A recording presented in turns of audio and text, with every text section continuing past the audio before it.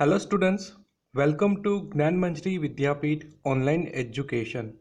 I am Abhishek Goswami. I hope that you all are fine and safe at your home. So in the last lecture we have discussed about government, and in the today's lecture we will discuss about key elements of democratic government. So let's get start the topic. So first of all, we will learn about participation in a democracy. So while the main way to participate or take part in a democracy is by voting, there are many other ways that people can participate too. हम सब ने देखा था कि democracy में हमें participation करना है तो हमें वोटिंग करना होगा, बट कई सारे अदर वेज भी है जिस तरीके से हम डेमोक्रेसी में पार्टिसिपेट कर सकते हैं. So let's learn about some other ways. So first है rallies. Rallies means meetings of many people to protest against something. कोई भी थिंग्स उसका हम ओपोज कर रहे हैं तो हम उसके सामने प्रोटेस्ट करेंगे. तो रैलीज का मीनिंग क्या होता है कि meetings of many people to protest against something. Second है signature campaigns. Collecting people signatures to show support for a cause. अगर हमें गवर्नमेंट का सपोर्ट करना है, हमारा ओपिनियन देना है, तो हम सिग्नेचर कैंपेन्स करेंगे. इसमें क्या होगा, कलेक्टिंग पीपल्स सिग्नेचर, पीपल की सिग्नेचर को कलेक्ट करना है और सपोर्ट दिखाना है कि हम ये लॉ का, ये कॉज का सपोर्ट कर रहे हैं. So methods of participation in a democracy. So अब तक हमने क्या देखा, rallies and signature campaigns. Then next है धरनास. धरना का मीनिंग क्या होता है, पीसफुल डेमोस्ट्रेशन. धरना का मीनिंग है पीसफुल डेमोस्ट्रेशन, मीन्स हमें पीसफुली हमारा डेमोन्स्ट्रेशन करना है. कोई भी थिंग्स के लिए हम अपोज कर रहे हैं गवर्नमेंट के साथ, तो हम पीसफुली एक जगह पर इकट्ठा होंगे और गवर्नमेंट को बताएंगे कि हम आपके फैसले से नाराज़ हैं. मीन्स पीसफुल, यहाँ पर कोई वायलेंस नहीं होगा, सिर्फ पीसफुल डेमोस्ट्रेशन ही करना है. देन नेक्स्ट है strikes. Group of people refusing to work till their demands are met. Strikes का मीनिंग क्या होता है कि सभी पीपल इकट्ठा होते हैं और वर्क करने के लिए मना कर देते हैं कि हम 5 दिन तक, 10 दिन तक वर्क नहीं करेंगे, जब तक हमारी डिमांड्स कंप्लीट नहीं होगी तब तक हम स्ट्राइक करेंगे. तो this is the meaning of strikes. Then next है media. Newspaper, magazines and TV. इसमें भी पब्लिक ओपिनियंस देखने को मिलते हैं. गवर्नमेंट को पता चलता है कि पब्लिक का क्या मूड है. नेक्स्ट है social movements. When a group of individuals come together for a common cause. एक ग्रुप है जो कॉमन एक पॉइंट है, इसके बारे में सभी इकट्ठा हो गए और सभी अपना एक मूवमेंट करेंगे. जैसे कि एनवायरनमेंट के लिए काफ़ी सोशल मूवमेंट्स होती है. अदर सोशल हमारे जो इविल्स है उसके सामने भी सोशल मूवमेंट्स होती है. तो यहाँ पर क्या है कि कोई इंडिविजुअल्स इकट्ठा हो गए और एक ग्रुप बनाएंगे और ये सभी कई सारी मूवमेंट्स करते हैं. सो आपका प्रैक्टिस क्वेश्चन 17.1 यही है कि फिल इन द बॉक्स. तो इस बॉक्स में आपको ये 6 पॉइंट्स लिख रहे हैं. Rallies, signature campaigns, dharnas, strikes, media and social movements. And आपको इंफॉर्मेशन भी लिखनी होगी, like rallies means meetings of many people to protest against something. Then signature campaigns, collecting people's signature to show support for a cause. Dharnas, इसका meaning क्या होता है, peaceful demonstration. Then strikes का meaning क्या होता है, group of people refusing to work till their demands are met. What is the meaning of media? Newspaper, magazines and TV, these are the media. And social movements, when a group of individuals come together for a common cause. So there are 6 methods of the participation in democracy. You must remember this all methods. Then let's move to concept time 18, and it is democracy and participation. So since elections are held regularly in a democracy, people can hold the government accountable. Accountable means make sure they keep their promises. Voting is the most direct way that people can participate in a democracy. In India, elections are held every 5 years. First of all हमें participation हमारा दिखाना है कि हम government के part है, तो हमें फर्स्ट ऑफ ऑल वोटिंग करना होगा. वोटिंग करके हम अपना ओपिनियन दे सकते हैं. बट इलेक्शन तो टोटल 5 years के लिए होते हैं, मीन्स एक टर्म है ये टोटल 5 years के लिए होती है. तो हमें वोटिंग करने की बारी हमारी 5 years के बाद आएगी. तो ये 5 years के टाइम में हम कैसे अपना पार्टिसिपेशन दिखा सकते हैं. तो हमें क्या करना है, ये सभी वेज का यूज़ करना है, जैसे कि धरनास, स्ट्राइक्स, सोशल मूवमेंट्स, मीडिया का सपोर्ट लेना है. ये सभी वे से हम गवर्नमेंट को बता सकते हैं कि हमारे ओपिनियन क्या है. Then let's move to practice question 17.2. So use the boxes below to write which method of participation is shown in each image. So यहाँ पर कुछ images हमें देखने को मिल रहे हैं और ये images किसके बारे में, ये हमें उसको लिखना है. और आपको ये डायरेक्टली सप्लीमेंट्री बॉक्स में जो बॉक्सेस, बुक में जो बॉक्सेस है, इसमें डायरेक्टली इसको फिलअप करना होगा. So first image is about धरना, second image is about signature campaign, and third image is about discussion in newspaper. So you have to directly fill up in your supplementary book. Then let's move to our next topic, and it is the government's role in resolving conflict. So when there is a conflict between two or more groups in the country, the government steps in to help and resolve the problem. अगर कोई दो group के बीच में conflict हो रहा है, conflict का meaning क्या है, विवाद हो रहा है, तो गवर्नमेंट उसको रिजॉल्व करने की ट्राई करेगी, गवर्नमेंट उसको हेल्प करेगी. So what is the meaning of conflict? Conflict means a serious disagreement और argument. And what is the meaning of resolve? Resolve means solve, find a solution. So conflict means कोई एक group है, उस दोनों के बीच में disagreement हो रहा है, दोनों एक पॉइंट के लिए काफ़ी डिसअग्री कर रहे हैं और आर्ग्यूमेंट कर रहे हैं, काफ़ी सीरियस आर्ग्यूमेंट है, तो ये कॉन्फ्लिक्ट कहलाएगा. एंड रिजॉल्व का मीनिंग क्या होता है कि हम उसका सॉल्यूशन निकालें. दोनों डिसअग्री हो रहे हैं तो उसका हमें सॉल्यूशन निकालना होगा. So conflict resolution, therefore conflict resolution is a way for two or more parties to find a peaceful solution to a serious disagreement between them.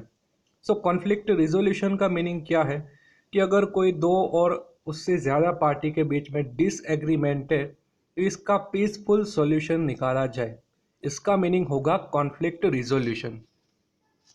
So the government's role in resolving conflict. So the government helps to solve disagreements between group of people in the country. हमारी country में government का main role ये भी है कि जो भी दो ग्रुप के बीच में डिसएग्रीमेंट हो रहे हैं तो उसको रिजॉल्व करने का काम करेगी. So let's read about what kind of conflicts people may have and how the government solves them.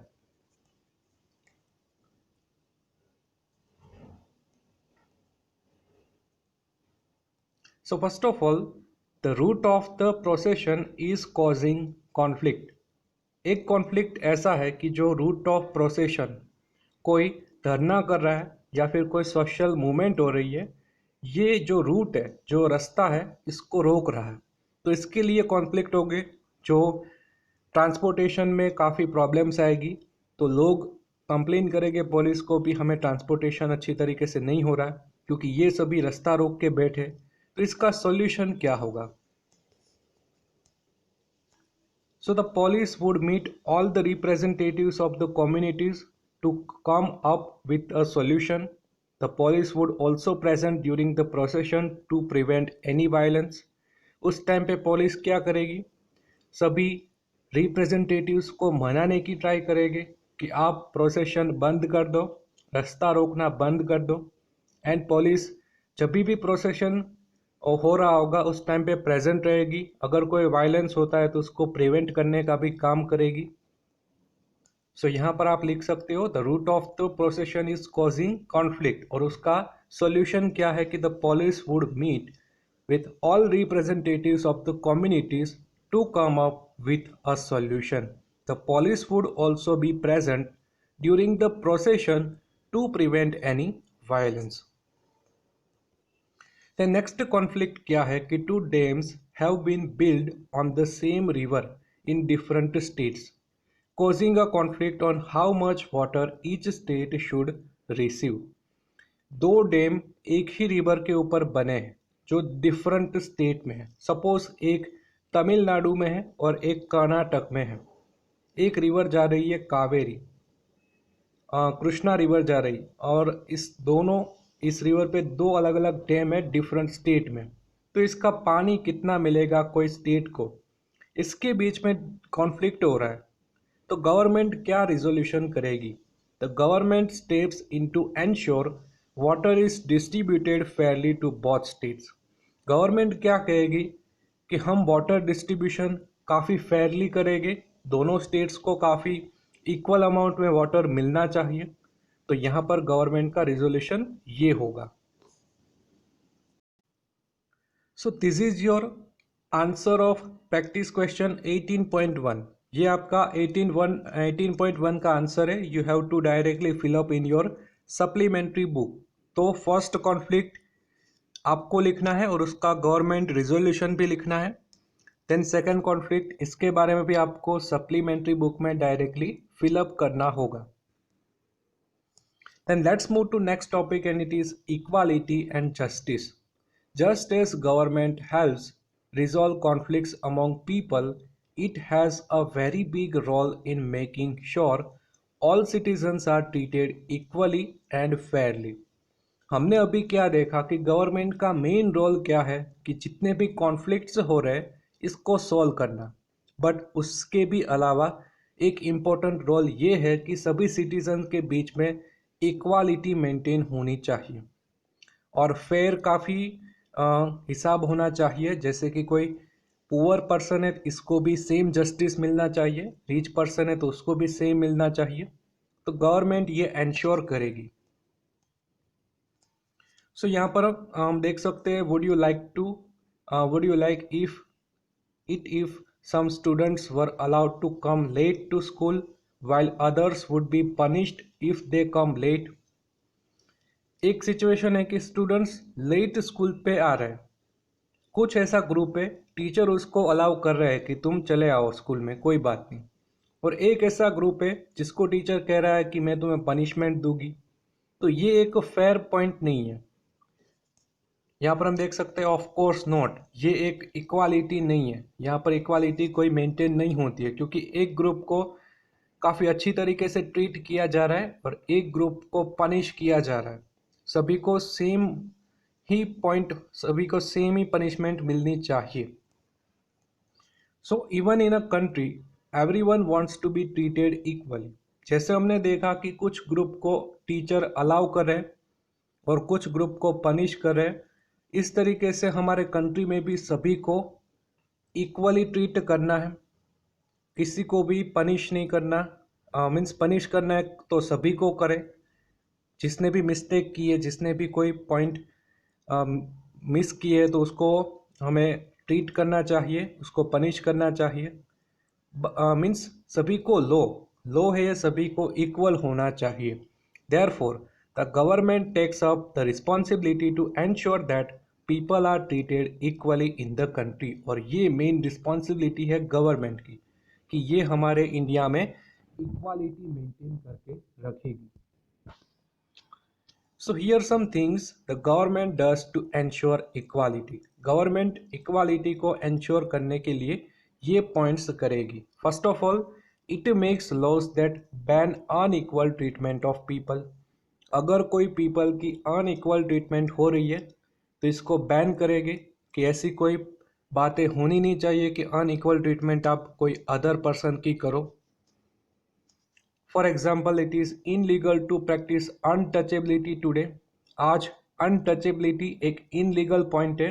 अगर आप अनटचेबिलिटी को सपोर्ट करते हो तो आपको जेल भी हो सकती है। सेकेंड है, it makes special provisions for groups that are treated unequally. अगर कोई ग्रुप है जो काफ़ी अनइक्वली ट्रीट हो रहा है तो उसके लिए स्पेशल प्रोविजंस बनाए जाएंगे। For example, in India parents tend to prefer to send boys to school then girls, so the government lowers or does not charge fees for the girls in schools and colleges so that parents send more girls to school. Example है कि parents है ये boys को prefer करते हैं कि आप school में जाओ, गर्ल्स को अगर मना करते हैं तो गवर्नमेंट क्या करेगी, गर्ल्स की फ़ी ही नहीं रखेगी या फिर काफ़ी लो फी रखेगी। इससे क्या होगा, गर्ल्स एनकरेज होगी स्कूल में जाने के लिए, पेरेंट्स भी उसे स्कूल में सेंड करेंगे कि तुम जाओ पढ़ने क्योंकि तुम्हारी तो कोई फीस ही नहीं है।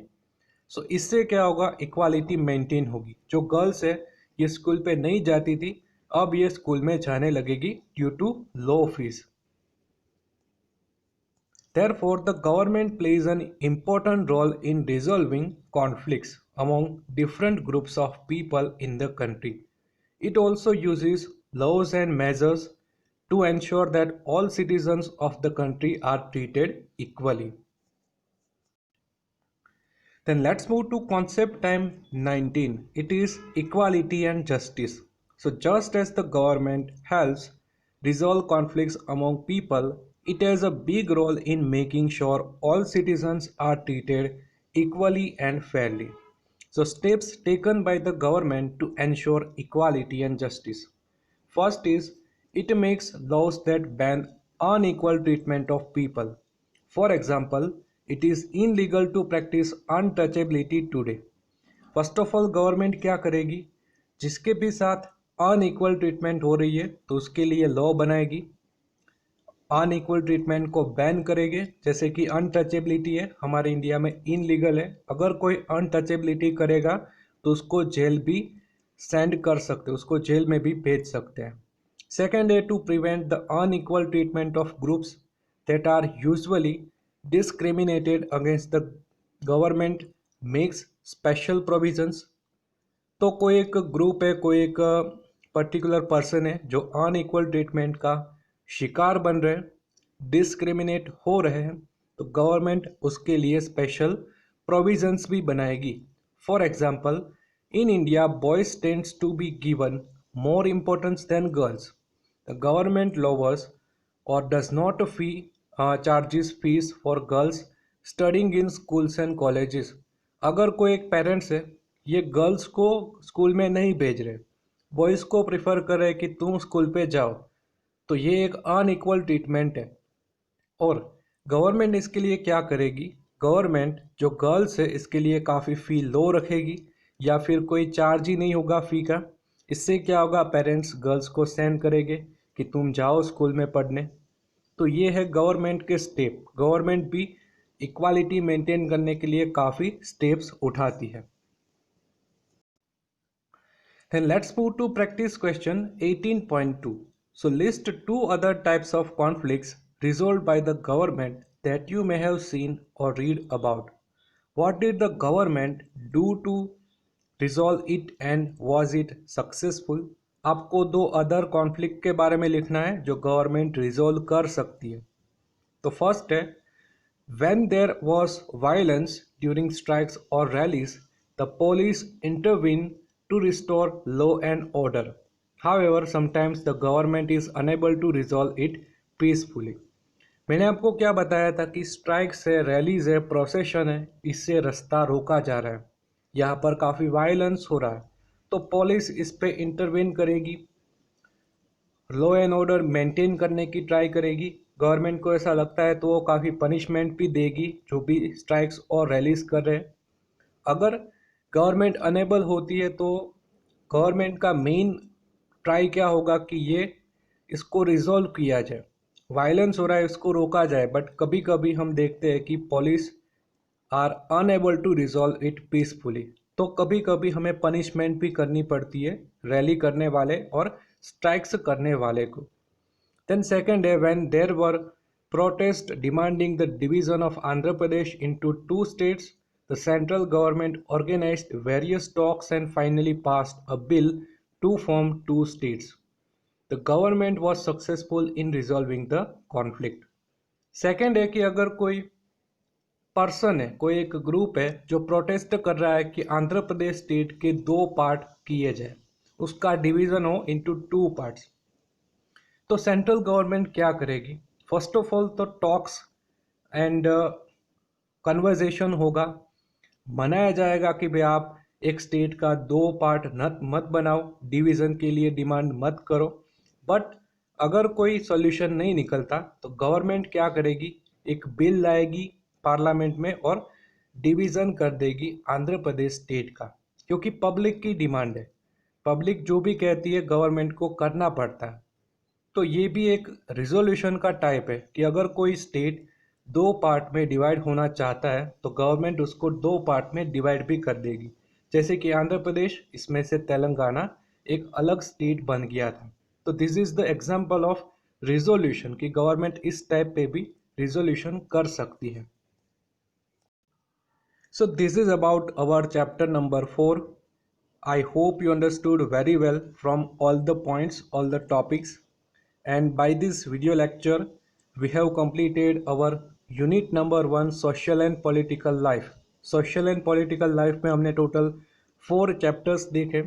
फर्स्ट ऑफ ऑल हमने देखा डाइवर्सिटी के बारे में, सेकेंड हमने देखा डिस्क्रिमिनेशन के बारे में, थर्ड चैप्टर में हमने देखा था गवर्नमेंट के बारे में, और फोर्थ चैप्टर में हमने देखा कि features of the democratic government. So I hope you understood very well from the unit number 1, and if you have any doubts regarding unit number 1, you can ask me anytime. So now this is end of the video. In the next video we will start our history unit number 2. So तब तक के लिए stay home, stay safe. Thank you.